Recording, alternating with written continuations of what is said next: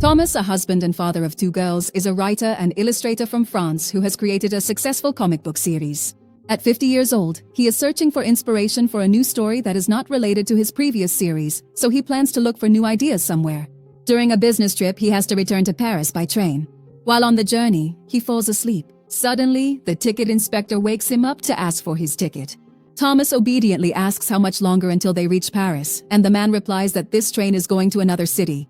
Realizing his mistake, Thomas has to get off at the next station and wait for a train bound for Paris. When he gets off at the station, he finds out that the next train won't come until the evening, so he has to wait several hours.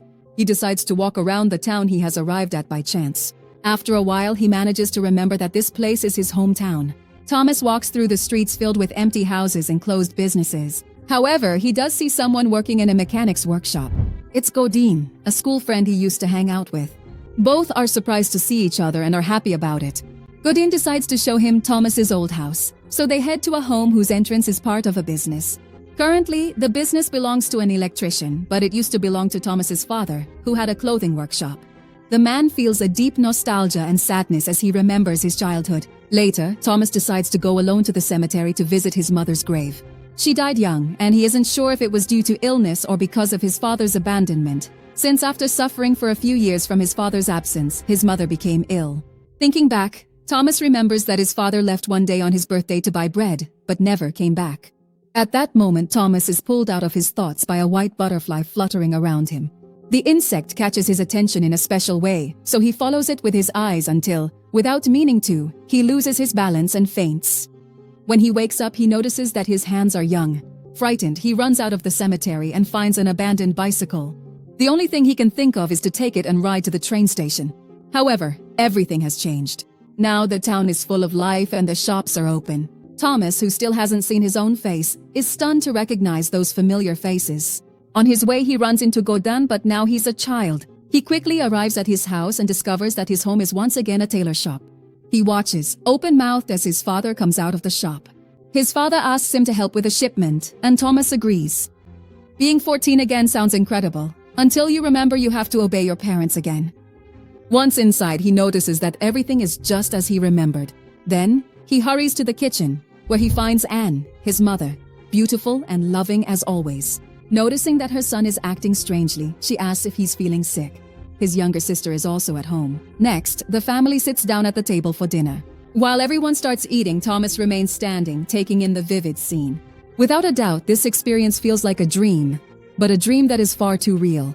So much so that his parents scold him to sit down and eat. Later, he realizes that it is July 16, 1967, close to the date when his father left them. The difference is that the abandonment happened on his father's birthday, July 5th. Therefore, Thomas reflects on what his life would be like if his father had never left. At bedtime, he is convinced that at dawn he will wake up from this dream. So he says goodnight as if it were the last time. However, his mother wakes him up the next day so he can go to school. The boy, confused, gets up and, although a bit puzzled, finally heads to school holding his sister's hand and enjoying the candies they bought with their allowance. When he arrives at the classroom, Thomas is amazed to see his classmates and friends again. Nervous, he sits at his desk where he finds his old sketchbook. This discovery brings a smile to his face as he remembers that he managed to fulfill his dream of becoming a comic book creator.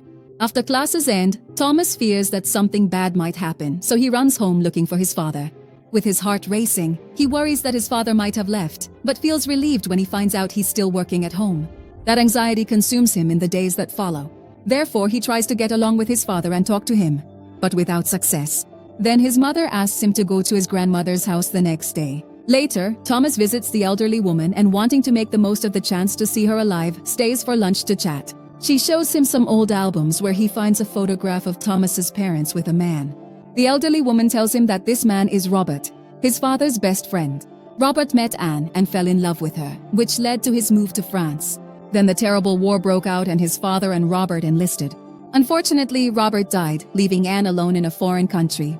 That is why Thomas's father offered to marry Anne as an act of solidarity. This revelation leaves Thomas stunned, as he had never known any of this. As the days go by, he has fun in class with his friends, spends time with his family, helps his mother, laughs with his sister, and tries to get to know his father better. On one occasion, Thomas notices that his father receives a phone call from a woman. The conversation is strange, and the man seems uneasy, which makes Thomas suspect that he has a lover. Shortly after, as evening falls, the father goes fishing. Fearing that he will leave him, Thomas begs him to take him along. He insists so much that his father agrees. This is the first time they have gone fishing together. Taking advantage of the intimacy, Thomas asks him questions and discovers that his father never wanted to be in the clothing business. In reality, he inherited the sewing workshop from a great uncle and had to work there to survive. Later, when he gets home, he sees his mother sad because she feels lonely, so he invites her to go out. During the conversation, Anne mentions that her father's birthday is coming up soon. Thomas is surprised, since they had already celebrated his birthday. So, he asks why they celebrate 2 birthdays, and his mother, surprised by his ignorance, chooses to keep the answer to herself. Distressed, Thomas asks his sister why their father has 2 birthdays. She explains to him that it's because of an accident. Confused, Thomas asks for more explanations, and somewhat incredulously, the girl tells him that the previous year, a day before their father's birthday, Thomas had an accident in the cemetery. They don't know what happened, but they found him unconscious with a head injury. They went to the emergency room and Thomas was hospitalized for several days. That's why their father's birthday wasn't celebrated on July 5th, but instead they celebrated it at the end of the month when Thomas was discharged. That celebration became a tradition, and now they celebrate their father's birthday at the end of the month, so Thomas didn't travel back in time by chance. He returned exactly to the trauma he never understood. Horrified, Thomas realizes that his father could still leave them. He knows that on the day his father left, his mother had a cake on the table. His father arrives, but instead of being happy, he seems depressed. Anne asks Thomas to go buy some bread. The man offers to do it himself. Hours go by, but he doesn't come back. They didn't hear from him until the police informed them that he had last been seen boarding a train to Paris. His fear grows along with his questions, so Thomas borrows a motorcycle to follow his father. At first, he only sees him working, but then he notices that he stops on a wooded road to visit a blonde woman who looks haggard. Thomas suspects that his father has a lover, so he heads to the village bar to have a drink. The bartender serves him whiskey, and despite that, he gets drunk and ends up sleeping in a room. Hours later, his father comes looking for him and, angry, asks him what he's doing there. Thomas arrogantly answers him with the same question, and the man slaps him. That's the first time he hits him, so they both walk home together.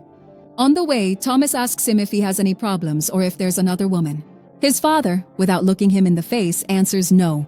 Thomas realizes his father is lying, so over the next few days he follows him.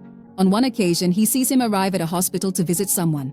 Thomas waits to see who he's talking to, and when his father leaves, he wants to peek into the room, only to find the same blonde woman. Immediately, Thomas questions her about whether she's having an affair with his father. She denies it and says they're old friends.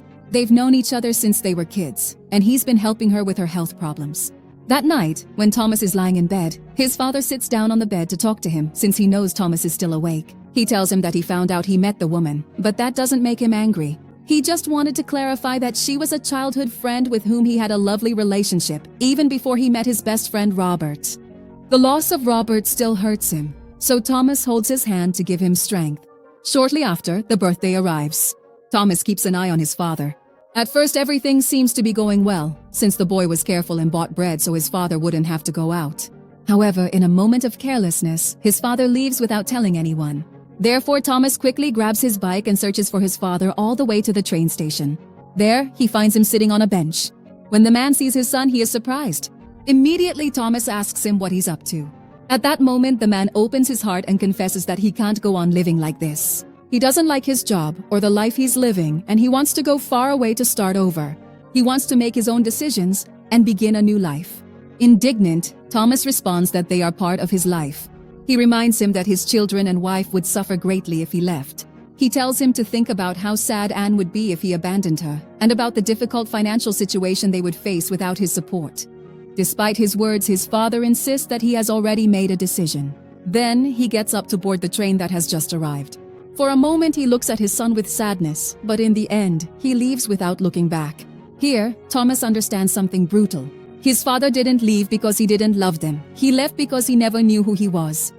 With no other options, Thomas returns home to tell his mother what has happened.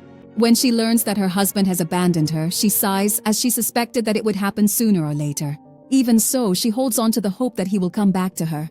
Thomas, knowing that this will not happen, begs his mother not to wait for his father, to forget him and rebuild her life because she is a young and beautiful woman with a great future ahead of her. Upon hearing those words, the woman breaks down in bitter tears in her son's arms. The next day, Thomas walks through the village with a sad expression as he was unable to accomplish his goal. He truly believed he could save his family. In the end, he finds himself near the cemetery. Suddenly, he sees his adult self enter the cemetery and, surprised, he follows him. He can't find him, but he does see the same white butterfly fluttering around him. As if it were déjà vu, Thomas faints. This time, he wakes up in his adult self. In this reality, nothing has changed. His mother died young and he leads the same life, but he is not the same man. Back in France, Thomas watches from a distance as his wife and 2 daughters make a birthday cake for him.